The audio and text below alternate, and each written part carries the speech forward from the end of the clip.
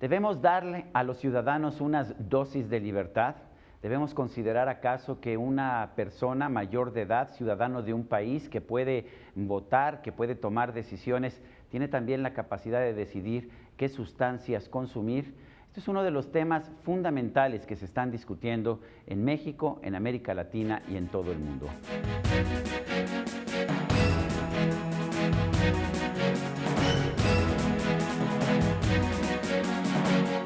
Javier Duque Daza es doctor en Ciencia Política por la Facultad Latinoamericana de Ciencias Sociales. Es profesor e investigador de la Universidad del Valle en Cali, Colombia.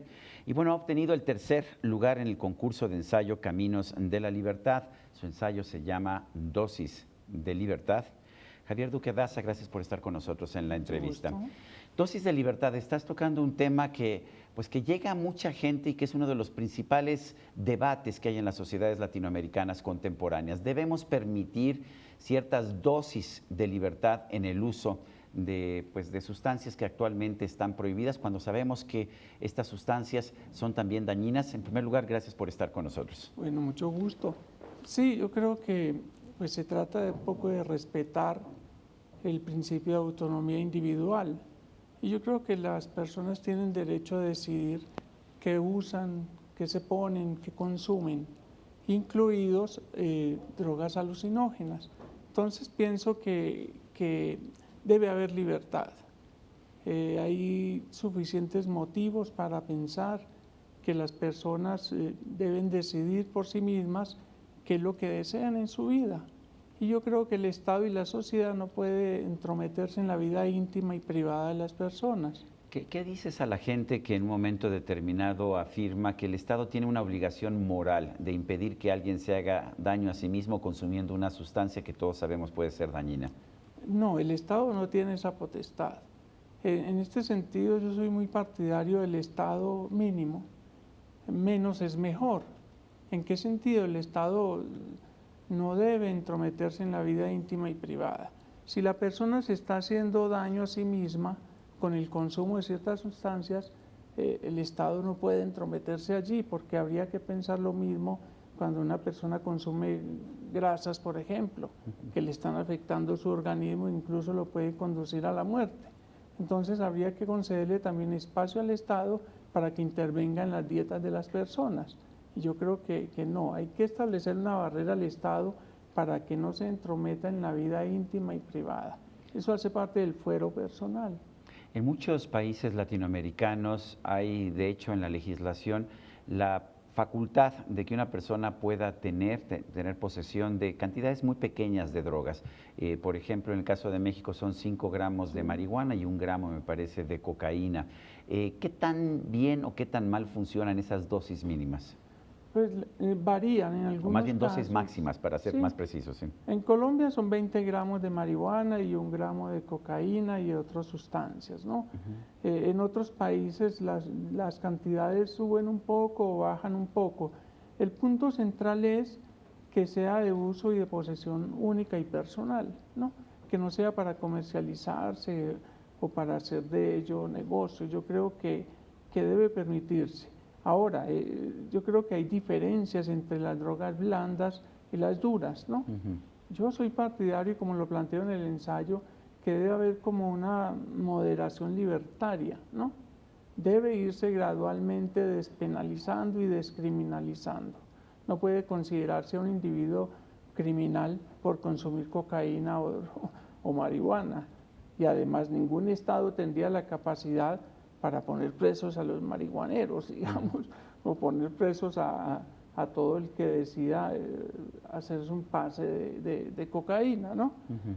Otro caso es cuando ya hay adicciones, y las adicciones pues deben ser tratadas como tales, y el Estado debe implementar estructuras, programas de formación, de socialización, para que pues las personas se enteren en qué terreno se están metiendo.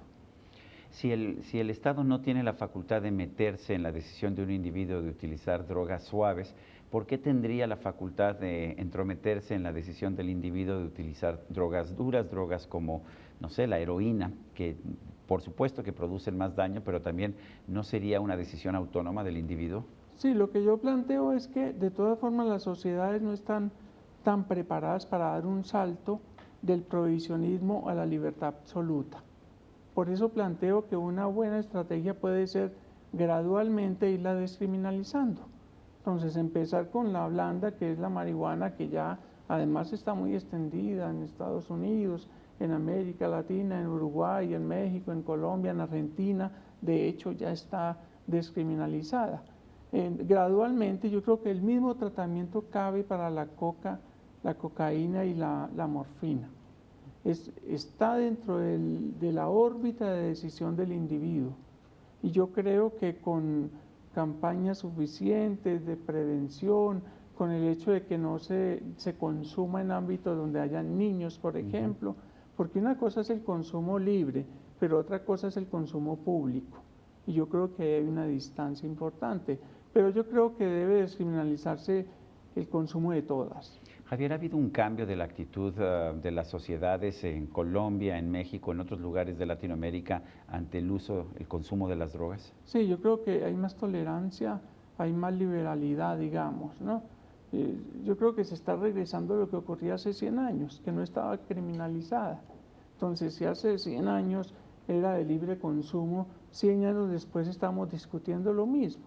Yo creo que hay que ir creando las condiciones, pues no somos Holanda ni Portugal, digamos, en donde hay una descriminalización más o menos radical, ¿no? Porque nuestras condiciones socioculturales son un poco diferentes. Pero yo sí creo que están dadas las condiciones para ir descriminalizando. Además, eso tiene una contracara, que es las mafias que hay detrás del manejo, de la comercialización. Me parece que Pepe Mujica, el presidente de Uruguay, está apuntándole muy bien. Debe ser el Estado quien venda, quien la produzca o quien conceda licencia para esto. Y con eso se desactivan las mafias, se descriminaliza y se deja de meter a la cárcel a quien está consumiendo. Me parece que eso también tendría un efecto importante en la disminución de la violencia. El gobierno mexicano dice que no persigue el consumo y sin embargo mucha de la gente que está en la cárcel es en realidad no por narcotráfico, sino por tener posesión de cantidades superiores a los 5 gramos que se consideran la cantidad máxima permitida. ¿Lo mismo ocurre en Colombia? Sí.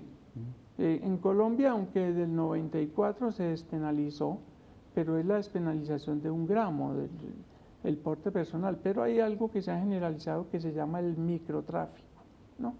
Entonces allí sí normalmente la población carcelaria ha aumentado en miles, y esos miles, una parte importante tiene que ver con todo ese microtráfico. Entonces yo digo, bueno, si se regula y es el Estado mismo quien regula la comercialización, incluso la producción, yo creo que se desactiva otro problema por ese lado, ¿no? Estamos viendo distintas experiencias, ya mencionaste la experiencia de Uruguay, hemos visto la experiencia de los Países Bajos, esto es de Holanda, tenemos la experiencia de Portugal y tenemos la experiencia de algunas entidades, de algunos estados de la Unión Americana en que también hemos visto una despenalización. ¿Funcionan esas despenalizaciones? Sí, yo creo que habría que también un poco matizar despenalización y descriminalización, ¿no? ¿Cuál es la diferencia exactamente? Yo diría, la penalización apunta a que deben establecidas penas o multas o contravenciones a los portadores. Y la criminalización es considerar un criminal a quien consume. Yo creo que una sociedad fundada en principios liberales no puede hacer eso, porque el Estado ni la sociedad puede entrometerse en la vida privada y porque no puede considerarse una transgresión un consumo.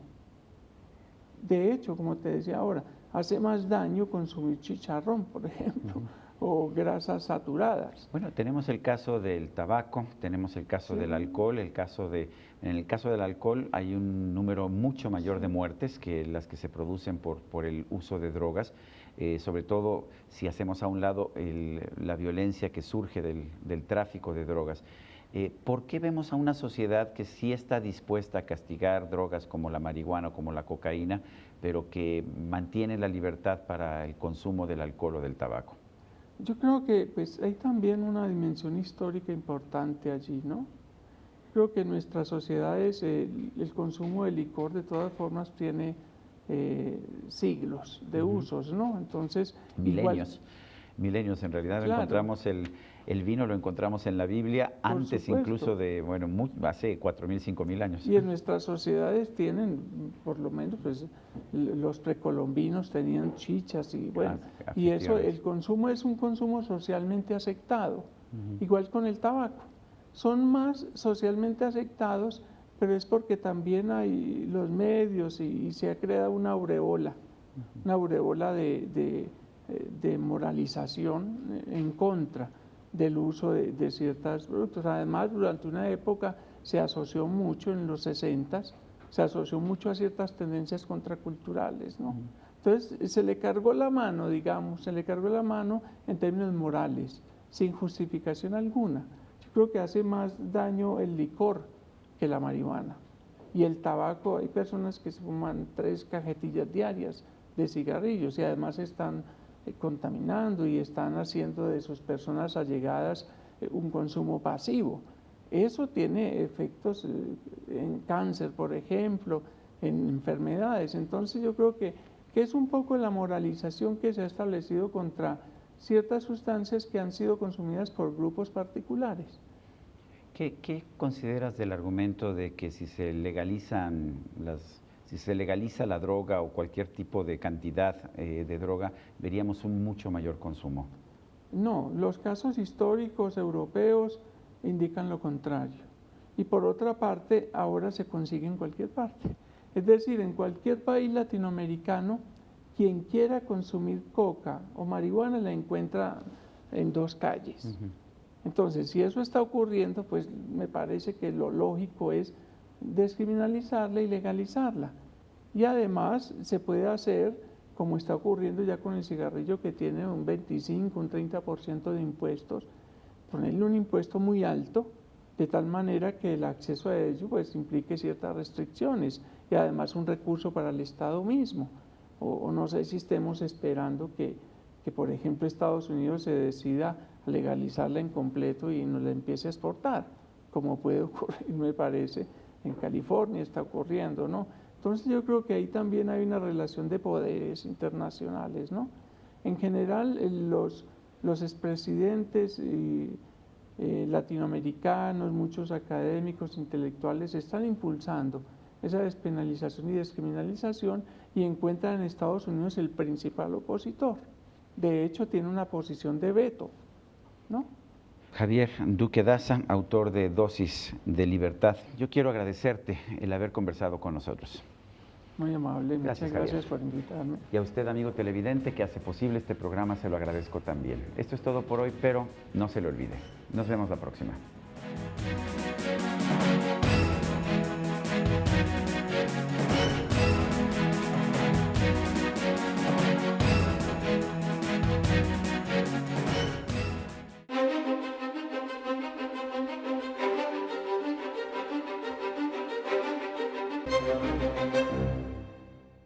Inicia 2014 con buenos augurios para los mexicanos, producto de las reformas estructurales aprobadas en el anterior periodo de sesiones del Congreso de la Unión.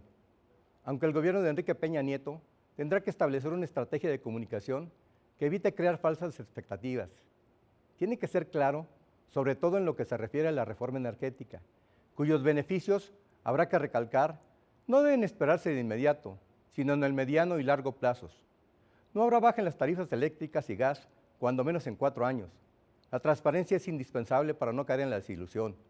Los mexicanos esperamos mucho de este 2014 del gobierno priista, sobre todo resultados, porque de lo contrario, los conflictos sociales estarán a la vuelta de la esquina. Esperamos empleos, esperamos seguridad y sobre todo tranquilidad para nuestras familias.